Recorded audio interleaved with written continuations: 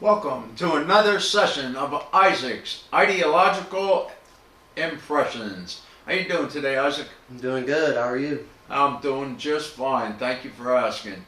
You know, Liberty One ran a headline that reads, quote, Trump signals American energy firms could operate in Iran, end quote. I guess I am too old school. Wars used to be fought for specific reasons, and as the saying goes, to the victor goes the spoils.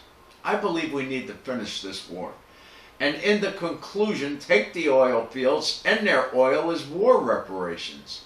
Yes, we can donate some of the funds for the Iranian people, but our national debt needs to be lowered, and this could do it. Your thoughts, Isaac?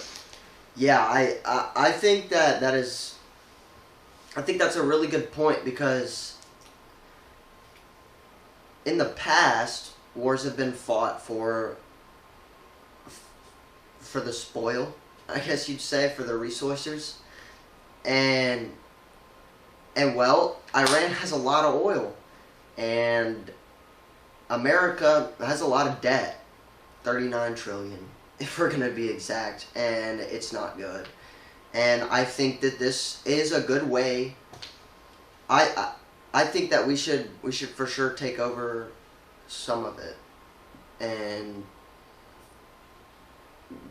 because at the end of the day there's been so much money wasted on this war, and if we don't get anything out of it, I feel like that'll make the people even more mad, like, because at the end of the day you're wasting their money, and or the government's wasting y'all's money and not have anything to say for it.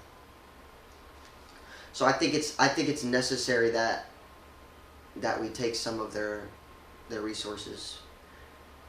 And obviously I think that we should help the Iranian people, like we should. It's just a war that I feel like we shouldn't be in. And I know people have various opinions on it. And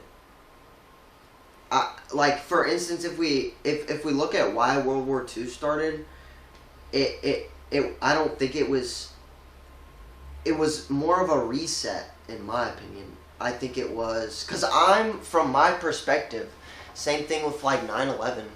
Like, all these major things happen for a specific reason.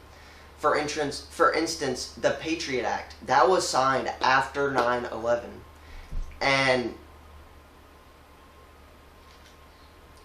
I think